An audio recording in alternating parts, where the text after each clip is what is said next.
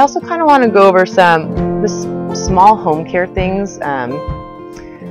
You know, some of the things that we obviously see when, well, let's say your rabbit is starting to get some weakness and they really have a side preference. Okay, don't give in to that. Fight the side preference situation. So how can you fight it? So if they're always flopping this way because they're having weakness on, you know, this leg, so they're always flopping this way. Standing postures, like Jan was showing you, get their body all under them, whether they're 3 legs or 4. Get it all under. What is normal? Practice normal postures. You know, when you see a weak person or a weak animal, it's actually really hard to just hold a normal standing posture. So that alone is a really hard and really important rehab thing to do.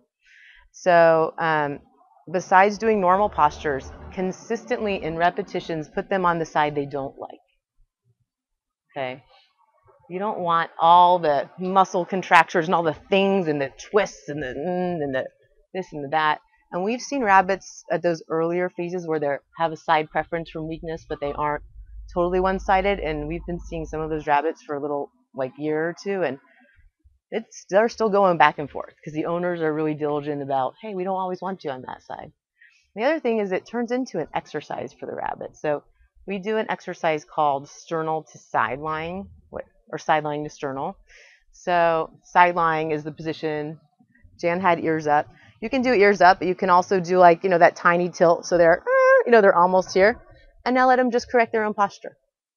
You know, and the same thing. But the most important thing is do it to the weak side.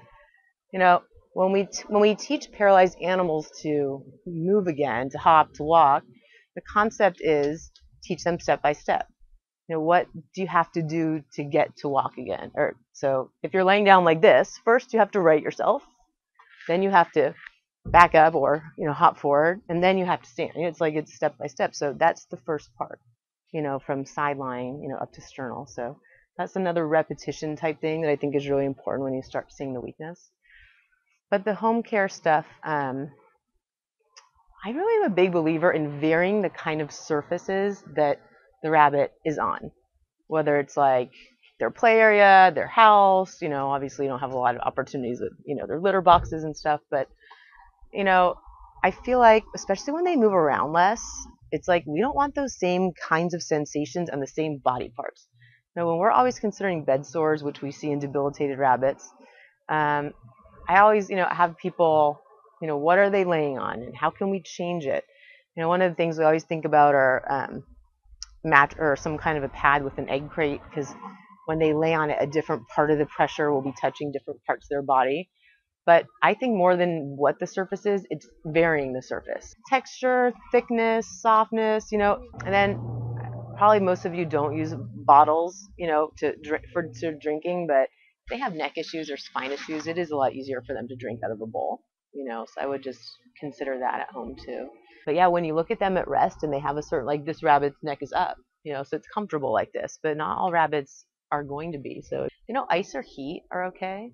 As long as after you finish doing it. So heating pads, vets are always scared about because we're like, oh, we might burn them. So if you're doing a heating pad, you know, put your hand in there and hang out for a while. Is it comfortable? But otherwise, there's gel packs and all sorts of things that you guys can, you know, go to heat or ice. But so then if we do heat, we usually contrast it, where we start with heat and then we end with ice. And so we usually do like 5 minutes on and 5 minutes off. So it kind of brings all the circulation and then it gets it all, you know, out really quick, and it ends up anti-inflammatory. But, you know, massage, you guys can feel comfortable. You know, I feel like sometimes people are so nervous they're going to hurt their bunnies that they're like, I'm massaging, and it's like the fur, and I'm like, well, that's petting. You know what I mean? You know, you can touch the muscles, you can feel them, you know, and, you know, I mean, I think easy ways, like if the spine is down the middle, I think easy ways are like circles, you know, circles here. I do like, you know, just pressure points down along the varying amounts from the center line of the spine. So whether it was like a 1/4 inch or 1/2 inch, and just pressure all the way down. And rabbits have the most nastiness when I see them, because when they're older and they have issues at their sacrum or pelvis. That's like way out, you know, so you got to go right above that tail. So everyone's like, oh, I'm giving a massage up here, but I'm like, okay, but the problem is way, you know, way sore back there. So yeah, just kind of go for it and hold like an acupressure, you know, for like 10 seconds and release slowly. And I think that really makes them feel better and gets circulation going. One more thing I thought would really help you guys would be, I think one of the major things that I see are shoulder issues. I mean, by the time you have any weakness here and your animal that's on 4 legs, you're up front too much. So they're already tucked in, but now they're really tucked in. So now what happens? The shoulders don't extend normally. They don't take, those huge running, things that they used to do because they don't feel comfortable or they're weak. So they lose active extension, and then they're also tucked in more like this. So I think shoulder extension is going to be one of the most helpful things for you guys to do at home. But when we do stuff, and I always think that the most important thing if you're doing anything manual to them, heat, ice, stretch, whatever, it's go slowly, go so slow that you can't believe you're going that slow. And the other thing is watch. Don't watch your hands. Don't watch your hand doing, oh, I'm extending the shoulder. Only watch face breathing, other limbs moving. All you want to see is there anything that you see that's different from when you started that stretch, and that's a pain sign, and that's where you hold the stretch. So, you're just going so slow, little tiny twitch, hold. Kick of the back leg, hold. If they withdraw the leg you're stretching, you'll feel it. So you don't have to direct your attention to where your hands are.